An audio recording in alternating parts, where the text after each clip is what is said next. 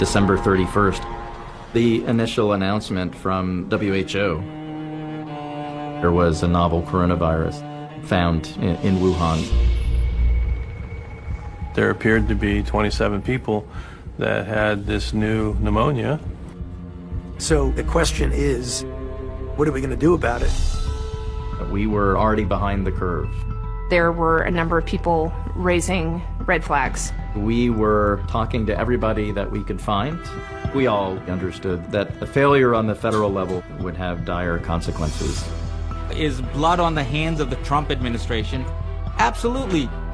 Everybody at the national level, state, local, there's a lot of blood to go around for the lack of response to this disease.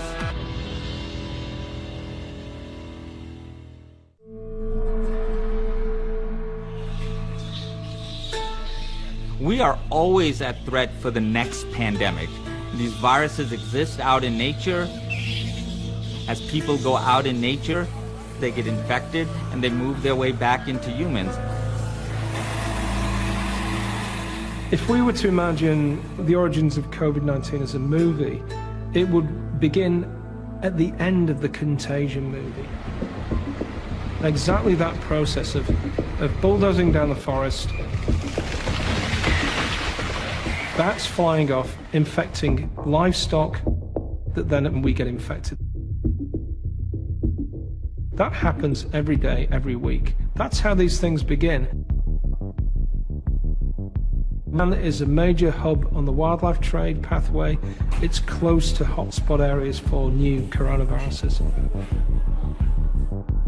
Ever since the COVID pandemic hit, we've been trying to determine if anybody knew anything about a contagion sweeping through Wuhan last fall, and when did they know it. Researchers looked at satellite photos of Wuhan hospitals in October of 2019, and what they show are packed parking lots. All those red dots are cars. And we took those photos and we put them next to October of 2018, mirror images, and you can clearly see in some cases there are 50 to 90% more cars. That shows that those hospitals were busy during this time. Then they found another clue when they looked at Baidu. That's the Google search engine for China. During this time, there was an increase in searches for terms like cough and diarrhea, two symptoms of COVID-19. Now, this is 3 months before China announces that they have a problem with the coronavirus. Clearly, something was happening in Wuhan. On the 29th of October, we flew to Wuhan to start the river part of the cruise on the Yangtze. We were very excited. We had not ever been to Wuhan. At the time, it seemed weird. The treatment of us on this particular city was different than other cities we'd been in on this tour. We're lined up to get onto the ship. They really emphasized, stay in line. You don't have time to go wander anywhere. And once we were on the ship, nobody was allowed to get off. Having 150 Western tourists from UK, Australia, Canada, United States get sick and trace back to Wuhan might have not been a good idea. We were immediately told that we would be leaving, and bing, bang, boom, we were gone. 3, 2, 1, Happy New Year! So I was at home with my wife and a couple of friends. We were cooking a dinner and celebrating the New Year's. I was snuggled on the couch with my sons, watching the ball drop in New York.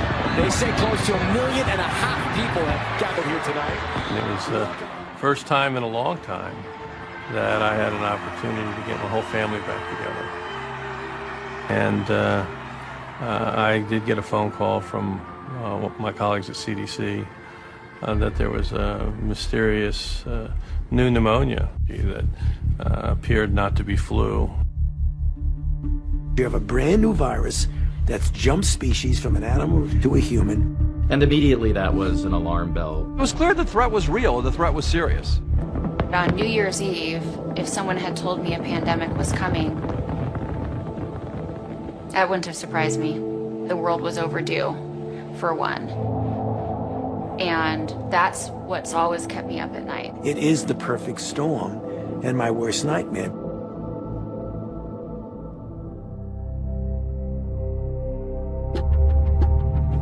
The the end of 2019 into 2020, the Trump White House wasn't focused on a global pandemic, but frankly, nobody was in Washington. We do have breaking news tonight. President Trump has just been impeached on both. First of all, the president had just been impeached. We were going into an impeachment trial. Quite frankly, we were focused on Iran that first week. The stunning sight, millions of Iranians taking to the streets, demanding revenge for the killing of their top military leader. There is a lot going on that is consuming all attention, the president's attention, the Democrats' attention in Congress, the military's attention, beyond a global pandemic. Chinese health authorities are still working to identify the virus behind a pneumonia outbreak in the central city of Wuhan. There were reports of unexplained pneumonia cases in Wuhan, China. There were images emerging of people in hazmat suits spraying down a seafood market. It kind of gave me a bit of a chill. Reading about people being locked into apartment buildings, streets being closed off, entire cities being cordoned, that is a signal of how serious this pathogen was. Happy New Year. Happy New Year. Have a great year. As we ring in the new year, President Trump is in Florida at Mar-a-Lago. When we wrote up our first situation report on January 1st, I had my first meetings to discuss this with the National Security Council on January 2nd. What's not publicly known is that behind the scenes, in the presidential daily brief, there's information being put in telling the president that there's something strange happening in the Wuhan region of China. We felt that this had potential to be a very serious situation that had national security implications. Dr. Redfield at the CDC, he's on the phone with Dr. Fauci. It was zing-bang back and forth. Both of us agreed that this looks, smells, and almost certainly is a new coronavirus. And the question is, what are we going to do about it? Is this a pathogen that goes from animals to humans? Or is this a pathogen that went from human to human? Bob was trying to get information in real time, exactly what was going on over there. The frustration is that he wanted to get his team there and to go to Wuhan and find out what was going on, but the Chinese were not allowing that. I had strongly suggested that we send some CDC folks in to help out, and the president actually made the request to President of China that we be able to come and assist. And the Chinese are stonewalling. They're not letting them have access to the key sites. We had literally, 20, 30 people ready to go. The fact that they were not allowed to go there in real time and see what was going on was very disconcerting to us. So on January 8th, the CDC issues its first health alert connected to the pandemic. And President Trump heads to Ohio, where he holds this big rally. Make America great again.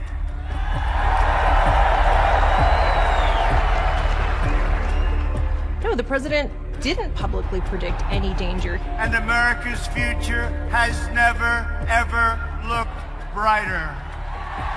Never.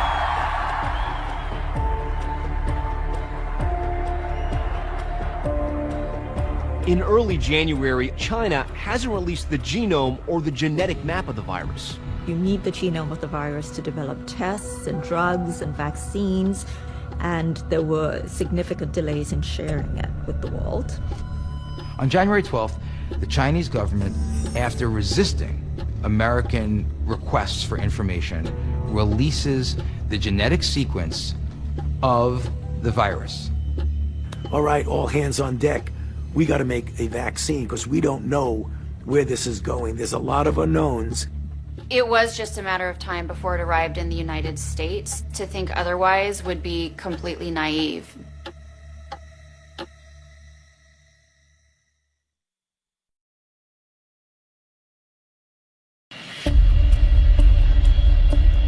Update 180, maintain 5,000, still session, localized, cleared ILS, and I want the chair approach. On January 15th, a man landed at the Seattle airport. He was in his 30s, no pre-existing medical problems. He traveled to visit family in Wuhan, China. He took a rideshare car home from the airport, and right away, the next day, he started feeling sick. After a few days of feeling poorly at home, he came to one of our clinics. He basically said, I've recently traveled to Wuhan, I've got a cough and a fever, and I'm concerned I might have coronavirus. They contacted the local health officer who recommended testing. They also involved the CDC to run the case through them. At that point, we were not allowed to test at state public health, and local public health departments were not able to test either. So if we wanted a patient tested, we had to first receive approval or clearance from the CDC. We had to make a case that the patient met their very strict criteria. So patient 0, his sample had to be flown overnight to the CDC lab in Atlanta, and he was told to quarantine. He was sent home. It was a big surprise when we got the call. The test was positive. It was January 20th. Patient 0 had been identified, and now officially COVID-19 was on American soil.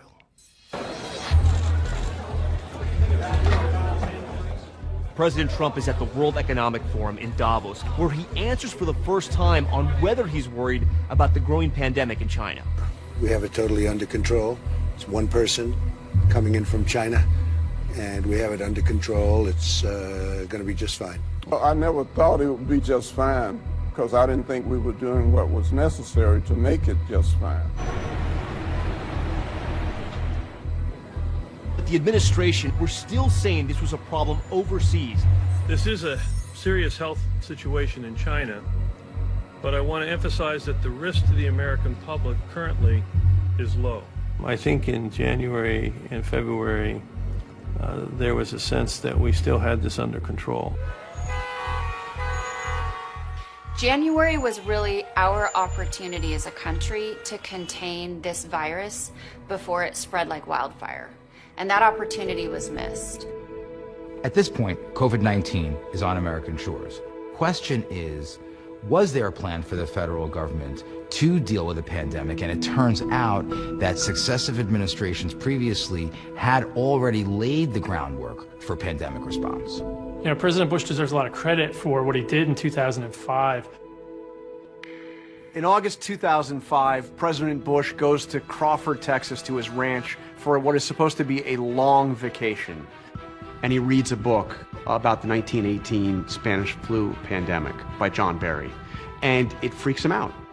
Sometime prior to the spring of 1918, an animal virus killed between 50 and 100 million people. And he sees Barry talking about how these pandemics happen every 100 years or so. You have something massive like this. And he's looking at the calendar. We'll hear all of it soon. President Bush knows personal experience that things he did not anticipate can happen and can cause severe damage and kill a lot of people. 9/11, Katrina, could the next big one be a global pandemic? By then, we'd already had the SARS experience, and then so-called bird flu, which was pretty scary. That's a pretty good reason to get your attention. He challenged us to come up with a government-wide, national, not just federal government, strategy for dealing with it should it happen. The President of the United States. They get Congress to appropriate money, real money, $7 billion behind this plan. If we wait for a pandemic to appear, it will be too late to prepare. And one day, many lives could be needlessly lost because we failed to act today. So there was a robust national response. As with all outbreaks, we got the periodic increase in interest in public health, infectious diseases, health security, and then eventually interest would wane, and then you see a decrease in funds. So it's a usual bust and boom cycle for public health, unfortunately. Tonight, outbreak, a new and deadly strain of flu. The Obama administration has to deal with an outbreak almost immediately after Obama becomes president. Every American should know that their entire government is taking the utmost precautions and preparations. It's dealt with pretty quickly. And you go back to the cycle of complacency. There are other problems that are more pressing. But 5 years later, 2014, Ebola. An outbreak of a disease so fierce, so deadly, even the word strikes terror. This scares the hell out of everybody. President Obama and Vice President Biden have authorized an unprecedented whole-of-government response to the Ebola crisis. And the good news is that we're starting to see some results from that. When I was winding up my work on Ebola, I met with the president and said to him, we need to build a permanent structure at the White House. The funding we're asking for is needed to prevent and deal with future outbreaks and threats before they become epidemics. And he set up a pandemic prevention office in the National Security Council to get us ready for that more deadly, more dangerous, more rapidly spreading epidemic that was going to come to this country someday. Donald Trump takes office. He has some people in his national security apparatus who served under President Bush, who see this also as a significant issue. More turnover in this White House than any other administration in recent history. The challenge is when you have had as many turnovers in this administration, a lot of that work that would have been done during the transition has been lost. But eventually, President Trump's third national security advisor, John Bolton, decides to do away with the section of the National Security Council that specifically deals with pandemics, just eliminates it. Now, the Trump administration says they were just streamlining the National Security Council and that some of those staffers were reassigned but continued to work on the issue of pandemic preparedness. It's not like the government stops worrying about a global pandemic, but make no mistake, at this point, this is not a major priority in the Trump administration. One thing that the Obama administration left was a pandemic playbook. And on page 9 of the pandemic playbook, it said, hey, here's something to worry about, a coronavirus. I don't know if the Trump administration didn't pay attention to the playbook. I don't know if they didn't read it. What we do know is they didn't run the plays in that playbook. And it would have made a big difference if they had.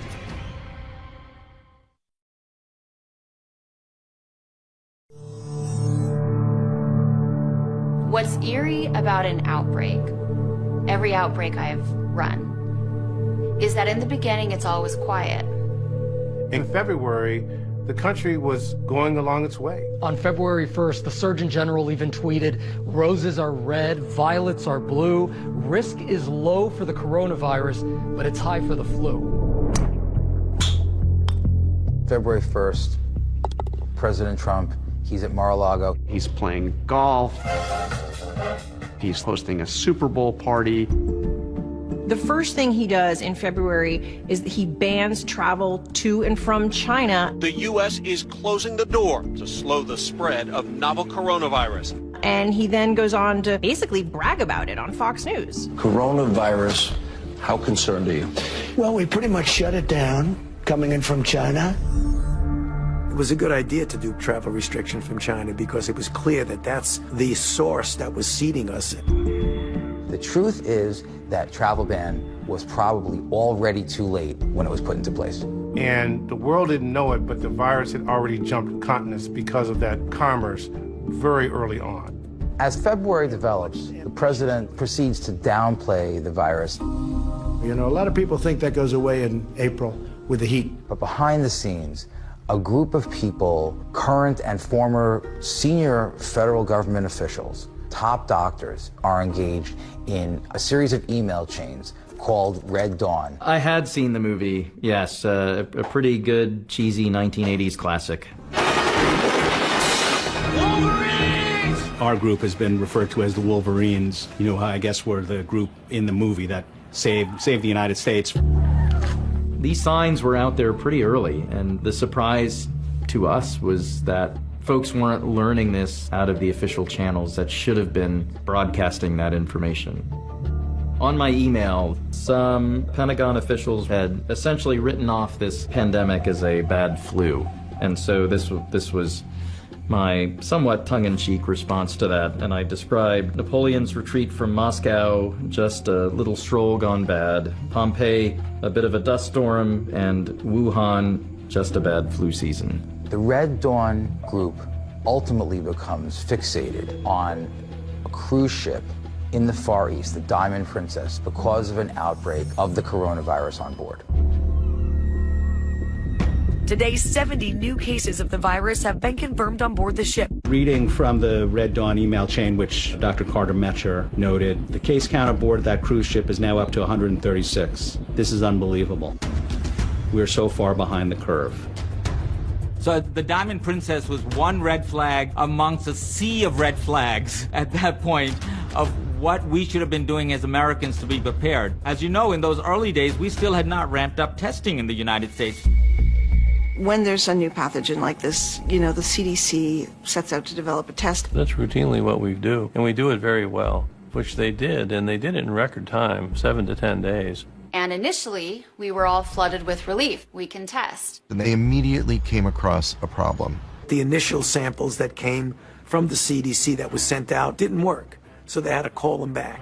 And so the CDC then had to send out a second batch of test kits, which also had a problem. And as the weeks ticked by, we were running out of time to contain the spread of this virus, and we knew it. It took us about close to 4 to 5 weeks to figure out the contamination, and within 5 weeks, we got the test to the health departments throughout the nation, which I would still say is pretty record time. In an outbreak scenario, every day matters. Our chances to contain this virus were gone. We could have brought in the gigantic manufacturers of diagnostic tests, and our failure to take that approach with a homegrown test out of CDC has cost us lives. I don't think CDC will manufacture tests in the future. I think what we'll do is we'll contract a manufacturer to manufacture the test. This was pretty much the most critical time in the outbreak for us to be flying blind. The virus was seeding America, and sadly, lives were lost.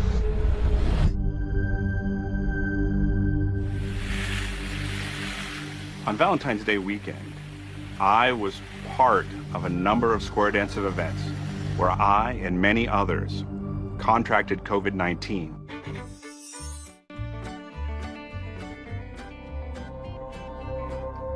If we had known, we could have taken some precautions, or we might have been able to cancel, or we might have done something different.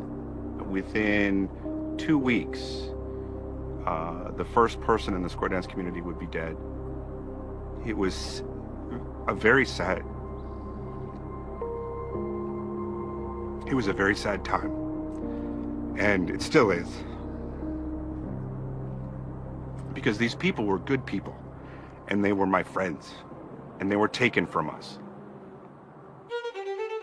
By the middle of February, the federal government was only processing about 100 COVID-19 tests a day. Meanwhile, alarm bells are ringing all around the world. So far, 454 cruise passengers have been infected. And then as February developed, President Trump held a series of campaign rallies. I think it's going to work out fine. I think when we get into April and the warmer weather, that has a very negative effect on that.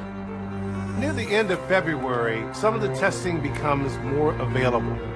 The CDC began to ship out the new version of the test. In Kirkland, Washington, Dr. Francis Rito decides he's going to randomly test 2 of his patients. And shockingly, they both come back as positive for coronavirus. I knew this was the event. This was now the beginning. Everything changed at that point.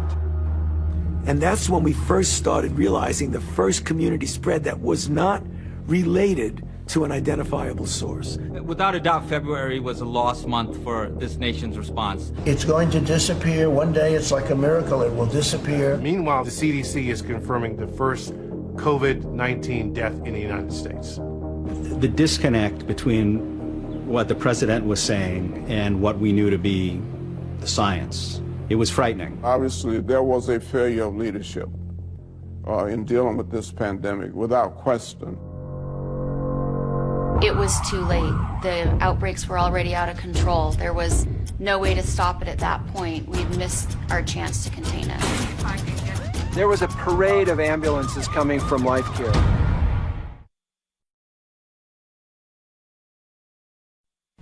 Tonight, coronavirus spreading in the U.S. The death toll now rising. This disease is running rampage through this facility. A state of emergency issued in Washington state. March is the month that we will never forget. That's when the pandemic really hit our shores and things started to explode.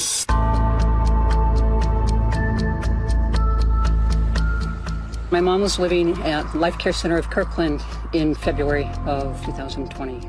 Officials in Washington losing patients with the nursing home where most of the fatalities from the coronavirus occurred. And CDC hadn't shown up on the scene yet to be support. Staff clearly wasn't able to deal with it, and I got a phone call from the nurse saying that Mom had passed. Doctor said, how do you know so much about this? Maybe I have a natural ability. Maybe I should have done that instead of running for president. There wasn't a lot of urgency, and that's where leadership becomes really critical. And so we're part of dealing with this crisis, not leading it at that time, but obviously in support. And it was my belief that this would have to be a bigger response. If the virus is in China, didn't someone expect that the virus was going to get on a plane and travel?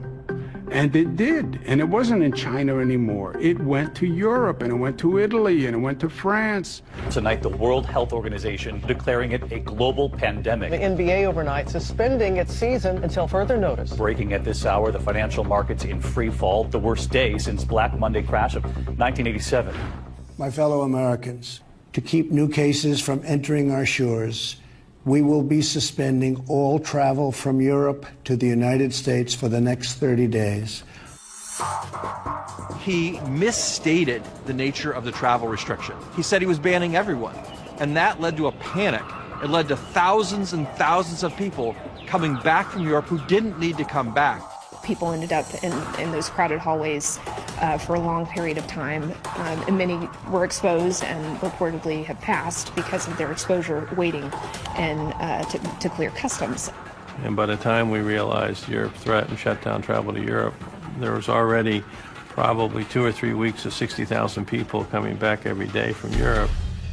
I'm a registered nurse and I work in an emergency department in New York City. There was not enough tests to test everybody that wanted a test. The U.S. badly trailed the world in March on the testing situation.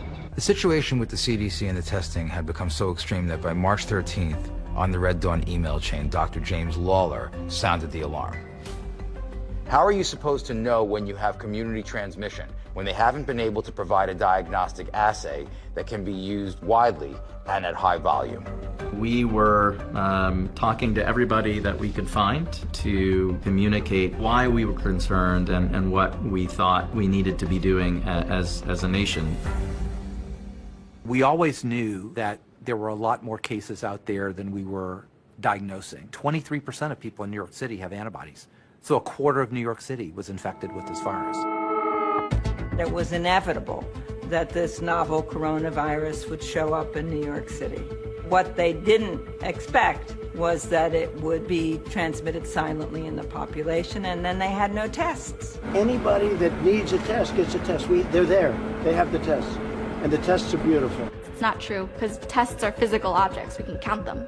We didn't have enough. When the pandemic first began, I chose not to stay home because my bills still had to be paid, and I'm a grocery worker, and that's what I do. What was needed was a way to make essential work safer.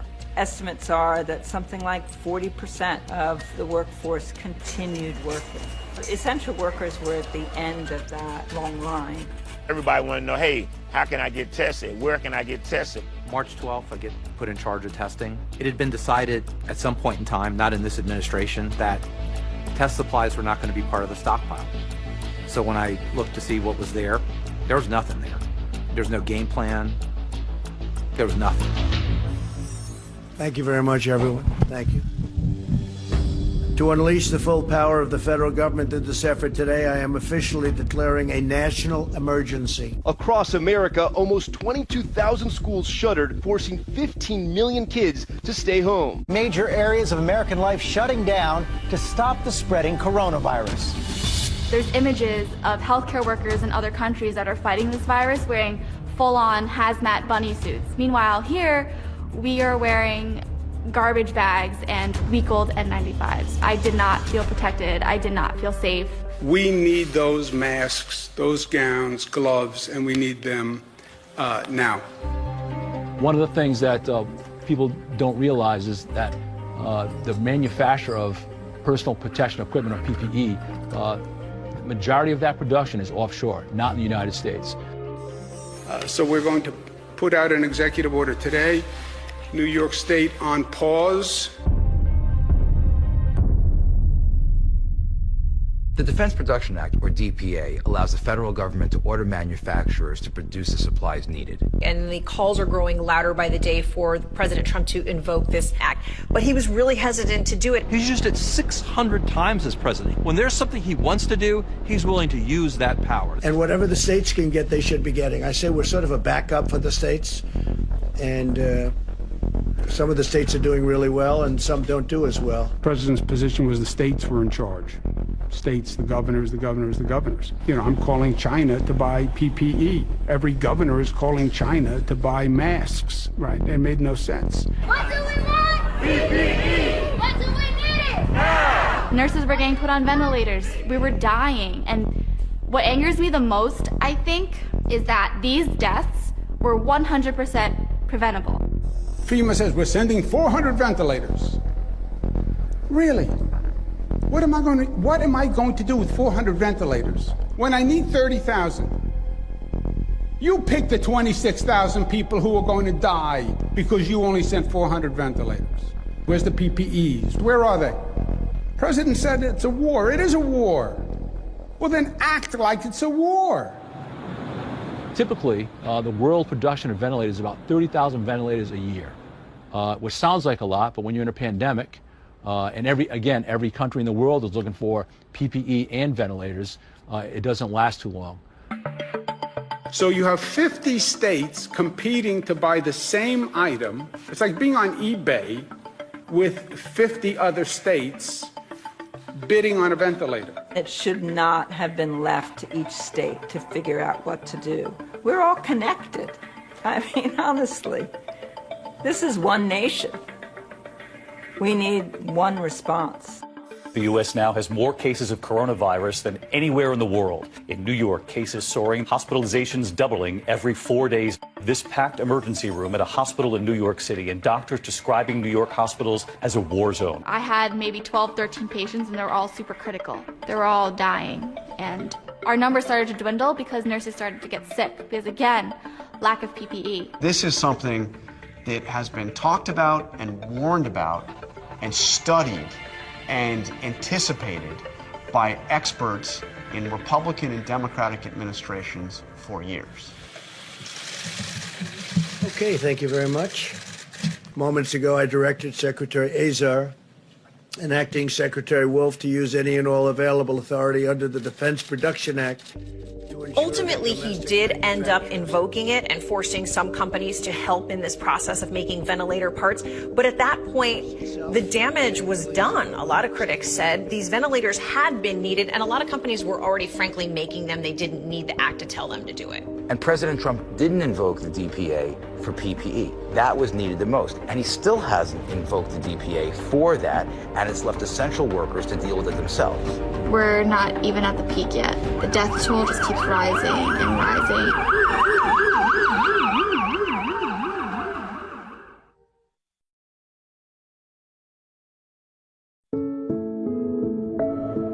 My mom was goofy. Like, she was really fun to be around. March 18th, she woke up, she wasn't feeling well. Her first thought was that it could possibly be COVID. When I went to see her, she looked like she was deteriorating. I spoke with her doctor, and he just pretty much just flat out like, you know, this isn't gonna turn out well.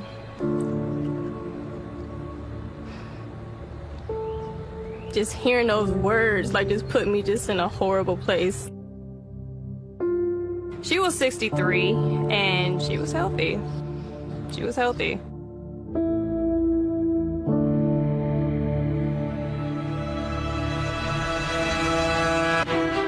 Local jurisdictions, not the federal government, start noting that they're seeing big racial, ethnic disparities in mortality. While this pandemic is impacting every one of us, it isn't impacting everyone equally. The headlines about the disparities were beginning at the end of March. Among Chicagoans with COVID-19, more than half are African Americans. 70% of all the deaths in Louisiana are of African Americans. 80% of Washingtonians who have died from this disease are African American. Thank you very much. It's showing up very strongly in our data on the African American community, and we're doing everything in our power to address this challenge. It's a tremendous challenge. It's terrible. It should not have been surprising. Historically, we do know that minority populations, low-income populations are at increased risk for exposure during a pandemic. We saw it with Hurricane Katrina. We saw it with H1N1. We published it in 2009 and targeted, tailored interventions to reach the most vulnerable. You don't stigmatize these populations. You enable them to follow the recommendations of staying home. My administration's closely monitoring the data on the virus's impact on our cherished African American communities. The president said he was concerned about this. His task force said they were concerned about this. But I can never get the sense that there was any significant action plan. Well, the whole thing, from the federal point of view, has been failure to take responsibility. We put out a civil rights bulletin to make sure that the resources that we delivered to those impacted by COVID-19 was done in a fair way. I think we're pretty proactive. The role of the federal government in this pandemic is very, very clear who's missing. Leadership that mirrors the diversity of the United States population. When you see that, then we'll probably see different outcomes. I don't think we've made enough progress in dealing with disparities in health in order for African Americans, Hispanics, and Native Americans to respond to any kind of challenge to their health, like a pandemic. Those deaths could have been prevented, and that's the most troubling part. President Trump just moments ago saying it is time for the next front in this war. It is time to open up America again. April 16th, Dr. Fauci stand in the White House briefing room and say, here's the plan for reopening. You go into phase 1. If you get no rebound, then you go to phase 2. If you have no rebound, you go into phase 3. The next day, the president's tweeting people to ignore his own experts' plan. Are you more concerned about the economy? It should be the people first, at all costs. African Americans are a core part of the essential workforce. I think if the data show that high-income whites were contracting the virus at a higher rate, we would be looking at a different response from government officials across the country. The reopening, from a health perspective, it was reckless. Problems of leadership can be very dangerous because it affects how everybody else responds. So with the masks, I'm choosing not to do it. And I'm not doing it because I woke up in a free country. President Trump's announcement that he wasn't going to wear one, I think we're still suffering from that. It's all about freedom. What you see by the end of April is complete chaos. As coronavirus cases in the U.S. approach 1 million, more states rolling out plans to open up. When you mix science and politics, you get politics. You're going to get deaths that could have been avoided. My dad was a first-generation Mexican-American who grew up in the cantaloupe fields. May 15th was when Arizona officially opened up. So my dad, in listening to the advice of people in charge, thought it was safe for him to resume normal activities. On June 11th, my dad woke up with extreme exhaustion, a cough, and a fever. Mark Anthony Urquiza passed away on June 30th. His death is due to the carelessness of the politicians who continue to jeopardize the health of brown bodies through a clear lack of leadership, refusal to acknowledge the severity of the crisis, and inability and unwillingness to give clear and decisive direction on how to minimize risk. If we really want to address structural racism in this country, we need to get real with ourselves about the impact that coronavirus is having on these communities. Things that we can do now is to try and concentrate resources, testing capabilities, access to care. When we get out of this, We've got to do something about the social determinants of health. That's a long-term problem that we should make a long-term goal. The man who died while in Minneapolis police custody is George Floyd. That case exploded into the national consciousness. Thousands of people taking to the street. We go from this disease is making me not be able to breathe, into him hollering on that street that he can't breathe. So, and then you look at the climate of the country, I'm saying, look at the correlation. We essentially had awareness of two sort of important public health events simultaneously. The virus, which we'd been experiencing, and the racial pandemic that was with us all along. We got hit by the virus that came from China. And we've made a lot of progress. Our strategy is moving along well. When you open, you have to open safely, right? And we never ever got this right. We now have the greatest public health failure in our nation's history.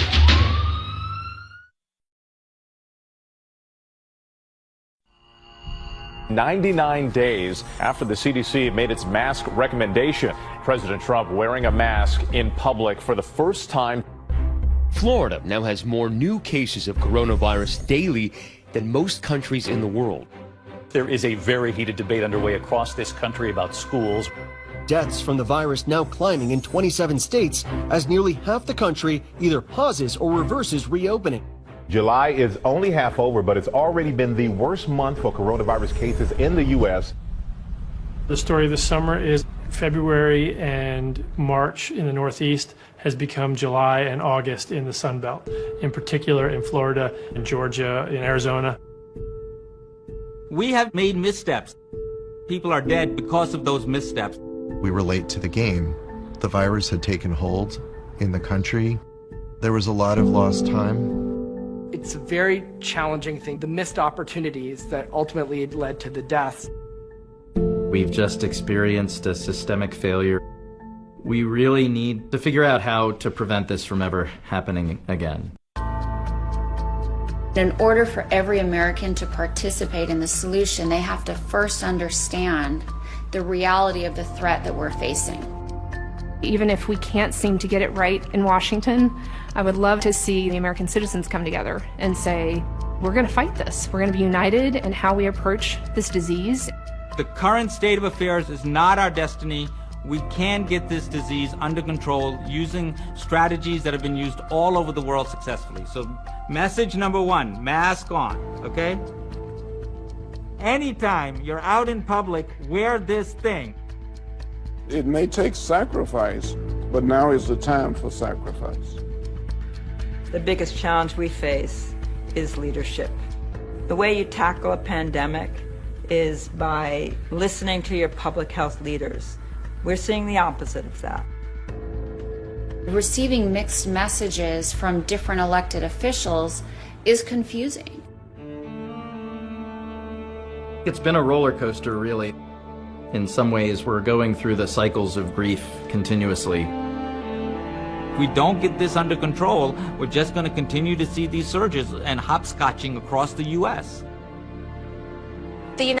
Có lúc muốn biết em với anh là gì, chỉ là bản thân chơi với nhau không cần gì, mà sao từng phút giây tình yêu nào có hay cứ đến với ta chẳng thể nào kịp nhận ra. Anh vẫn cứ nhớ nhung đến em hàng ngày. Em là tình yêu hay lẽ sống trên đời này, nào như là đóa hoa một thiên thần sứ, xa khiến cho ta ngất ngây không tìm được lối ra. Chẳng biết đến bao giờ nào đâu có anh ngờ tình yêu đã lỡ trao cho nhau. Nguyện yêu mãi không rời đành cứ thế thôi người, sâu trong trái tim anh hằng mong ước muốn nói với em bao điều. Dù cho trời đổi thay, em là người anh không thể thiếu. Anh sẽ mãi mãi yêu em như vậy, chỉ mong là chúng ta tình yêu sẽ đong đầy. Mỗi lần gặp em trên phố, anh chẳng biết nói gì hơn, em hứa sinh mà không cần phải cố. Ai cũng biết em là mai cơn, chẳng cần đau khổ mỗi khi âu sầu, vì em đã có anh ở bên, những kỷ niệm mà vẫn giữ trong đầu. Anh luôn đặt nó ở trên, về anh yêu em hơn tất cả, dẫu cho sau này nắng mưa anh không bao giờ sợ vất vả. Dành cho em thì anh sẽ luôn dư thừa, bởi vì tình yêu ngọt như ly sữa trắng, cũng bị đắng như tách cà phê đến. Em cứ yên tâm không cần lo lắng, đã có anh mang đi hết ưu phiền, nên là muốn nói với em bao điều, dù cho trời đổi thay em là người anh không thể thiếu. Anh sẽ mãi mãi yêu em như vậy, chỉ mong là chúng ta tình yêu sẽ đong đầy. La la la la la la la la la la la la la la la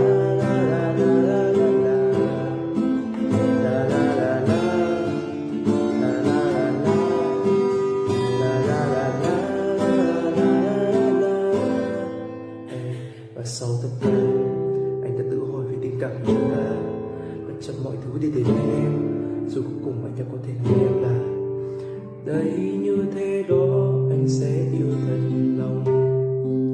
Sự thật là rất khó để thế giới luôn màu hồng, mặc cho ngàn khó khăn làm ta về cách ngàn nhưng vẫn mãi bên, chẳng bao giờ rời xa.